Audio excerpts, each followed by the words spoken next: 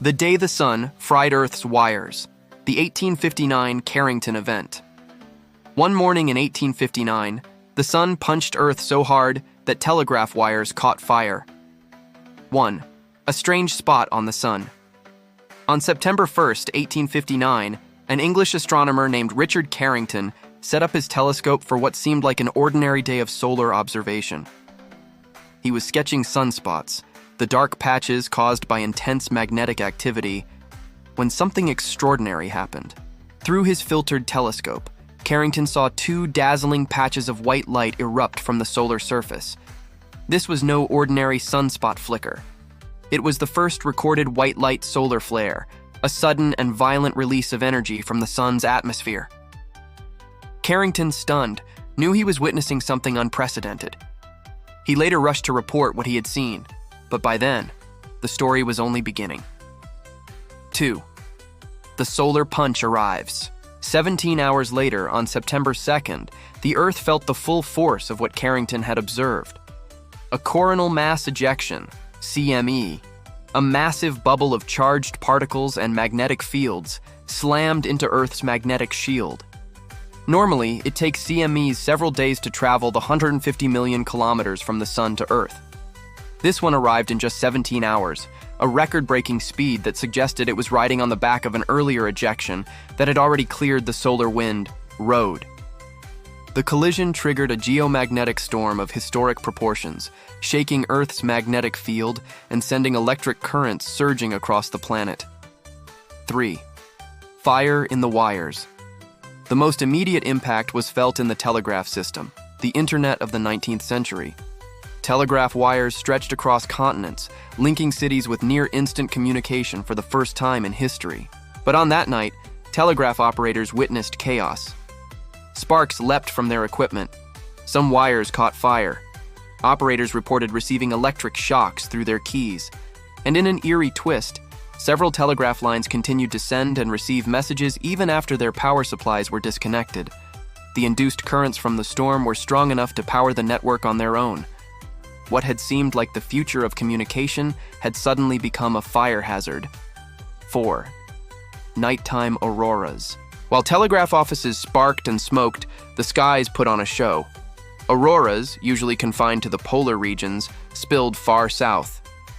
Green and red curtains of light shimmered over Havana, Cuba. In Honolulu, Hawaii, people gazed at the northern lights with astonishment.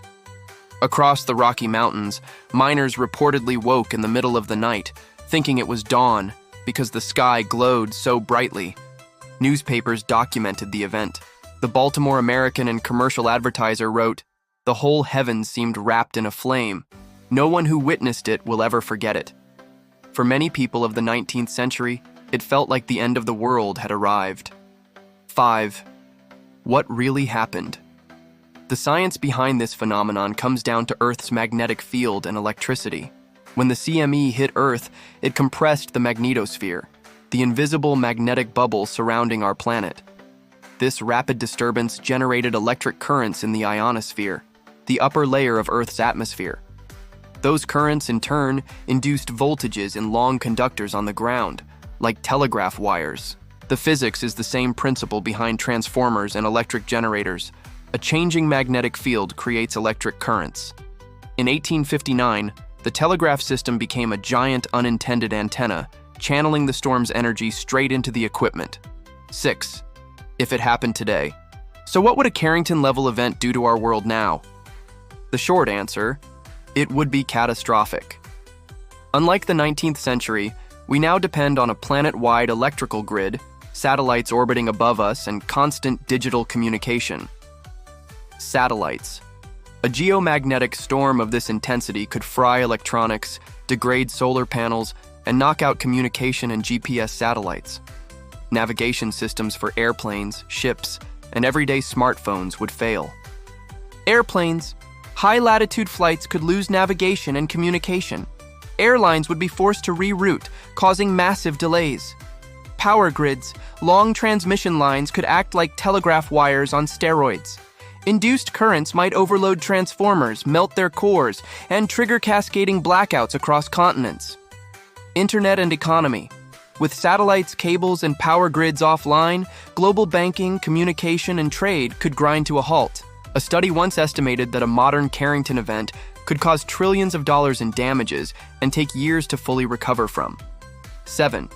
Defenses against the sun. Thankfully, we're not completely defenseless. Modern science has built a set of tools to anticipate and mitigate solar storms. Solar monitoring. Spacecraft like NASA's Solar Dynamics Observatory and NOAA's DSCOVR satellite constantly watch the sun. When a CME erupts, they can give us hours of warning. Grid protection. Power companies now design transformers with grounding systems and surge protection. In a worst-case scenario, they can temporarily shut down parts of the grid to prevent permanent damage. Redundancy. Satellite constellations and communication systems are built with backups, so losing a few doesn't collapse everything. International coordination.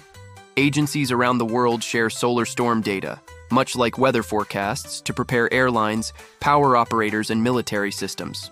Still, preparation only buys us time. The sheer scale of a Carrington-class event would test every safeguard we have. 8. Other solar tempests. The 1859 Carrington event was the most intense geomagnetic storm in recorded history, but not the only one. March 1989. A severe solar storm knocked out the power grid in Quebec, Canada, leaving millions in the dark for 9 hours. It also damaged satellites and disrupted radio signals. October-November 2003, known as the Halloween storms, these solar outbursts caused airline rerouting, satellite malfunctions, and even transformer failures in South Africa. These modern events were serious, but still weaker than the 1859 storm. If Carrington-level energy hit us again, the consequences would be far greater. 9. The odds of a repeat. Scientists estimate that storms of Carrington magnitude may occur once every 100 to 200 years. That means we are living in the window where another could strike. In fact, in July 2012, a CME just as powerful as the Carrington event blasted out of the sun. Luckily for us, it missed Earth by about a week's orbital distance. Had it been aimed directly at us, we might have already experienced a 21st century version of Carrington's nightmare. The sun operates on cycles, approximately 11 years of rising and falling solar activity. During the peaks, the chance of such storms increases. Today, as we enter another solar maximum, the question isn't if another Carrington event will happen, but when. 10. A reminder from the past. When Richard Carrington watched that flash of light through his telescope in 1859, he could never have imagined the chain of events it would unleash, or how relevant it would remain more than 160 years later. The Carrington event is a reminder that, for all our technology, Earth is still vulnerable to the moods of its star. A single solar tantrum once set the skies ablaze and turned telegraphs into fire hazards. In our hyper-connected age, the same kind of storm could knock civilization off balance. We live in a time when the sun gives us life, but also holds the power to disrupt it in an instant. All it takes is one flare, one eruption, one blast across the void. And one day, the sun may punch us again.